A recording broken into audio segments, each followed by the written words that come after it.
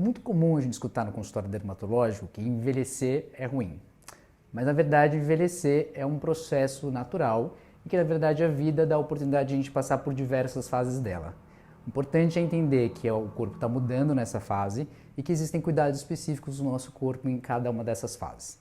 Bom, quando a gente pensa na pele, existe envelhecimento intrínseco e envelhecimento extrínseco. O envelhecimento intrínseco é aquele que é dado geneticamente e que vai acontecer naturalmente. Envelhecimento extrínseco é aquele que é dado por fatores ambientais, então o cigarro, a alimentação e principalmente a exposição solar. Quando a gente pensa na fisiologia da pele do paciente idoso, a gente entende que existe uma menor produção de suor e de sebo pelo corpo, por uma menor atividade das glândulas sebáceas e sudoríparas. E também que você tem uma menor produção de colágeno, então a pele vai ficando cada vez mais fininha. Isso que dá a fragilidade da pele. Então, a gente tem que entender que tem cuidados específicos na hora de se vestir, na hora de se movimentar, na hora de secar, tudo isso que pode traumatizar a pele. Além disso, depois do banho, é sempre importante ter hidratação com uso de loção ou cremes hidratantes e que não sejam com tanto cheiro, que isso pode deixar a pele mais sensibilizada.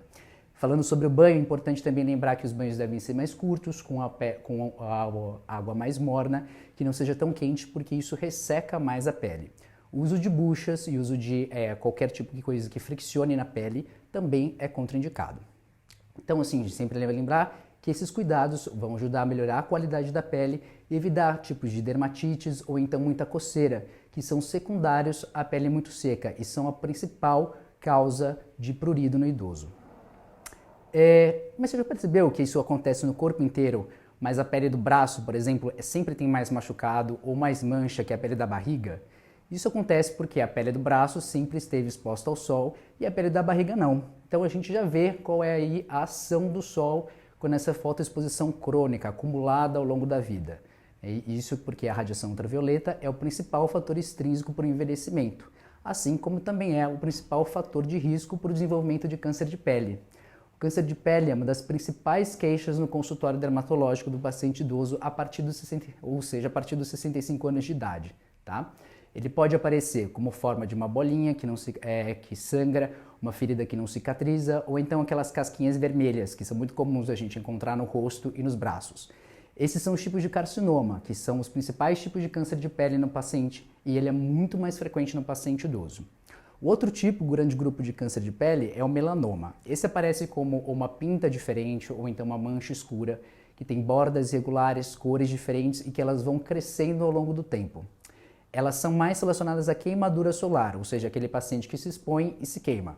Ou seja, mais frequente no dorso nos homens e nas pernas nas mulheres, mas ele pode aparecer em qualquer lugar do corpo, desde o couro cabeludo até lá a sola do pé, tá? Então assim, o protetor solar ele vai ser o principal fator que vai mudar isso, tá? Então ele é indicado desde os 6 meses de idade até o final da vida. Isso que o protetor solar, ele então é indicado mesmo para aquele paciente que não sai muito de casa ou então para aquele que tem um risco de deficiência de vitamina D. Esses pacientes com risco de deficiência, eles têm que ser dosados a vitamina D e se tiver deficiência, repõe oralmente. Essa vitamina que é reposta, ela já é ativa e ela não precisa do sol para ser ativada. Então a gente já evita a exposição solar nesse paciente em horários que seriam de maior incidência da radiação ultravioleta. Como eu falei, o câncer de pele pode aparecer em qualquer lugar, então a gente tem que ir lá, observar, fazer o autoexame, olhar desde o couro cabeludo até o pé. E lembrando que no pé é o lugar onde a gente vê também as micoses superficiais e os calos plantares. A micose ela pode aparecer como onicomicose, que é aquele espessamento ou então alteração da unha, ou então como aquela tinea pedis, que é quando aparece aquela maceração no meio dos dedos ou então descamação nas plantas dos pés. Tem que lembrar que tem que lavar bem o pé com um sabonete mais suave, tem que secar bem entre os dedos e sempre tentar usar um calçado que seja mais aberto, tá? O seu calçado ele tem que ser bem preso nos pés, mas eventualmente tem que ter associado alguma palmilha, tá? Principalmente quando tem calo plantar. Quando tem algum desvio dos dedos ou então encavalamento dos dedos, usar algum tipo de órtese que afaste os dedos ou então que deixe eles mais alinhadinhos. A micose ela sempre tem que ser tratada, porque ela pode ser porta de entrada para alguma infecção bacteriana mais grave, tipo erisipela. Tá? Então, principalmente nos pacientes que já têm alguma comorbidade, tipo diabetes ou então que são mais obesos. E quando a gente pensa em tratamento, sempre lembrar que o melhor é o tratamento antifúngico tópico, ou seja, aquele que é creme, gotinha, spray ou então algum tipo de esmalte. Porque o tratamento oral, embora ele tenha um efeito mais rápido, a gente tem que usar ele por muito tempo e ele pode ter dano no fígado, principalmente no paciente idoso. Então, assim, tem que ter cuidado contínuo, cuidado com os pés e uso desses antifúngicos de preferência tópico. Eles demoram para funcionar, mas eles acabam tendo menor risco para o paciente. Então, aqui, assim, são cuidados básicos que a gente pode encaixar facilmente na rotina.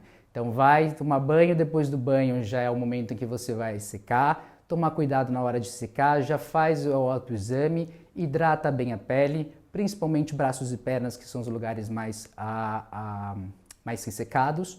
Esse é um bom momento também para cortar a unha, porque a unha está mais amolecida.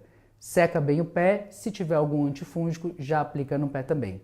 Então aí um cuidado básico que dá para encaixar facilmente na rotina do paciente idoso e que vai ajudar a ter uma pele mais saudável nessa fase da vida.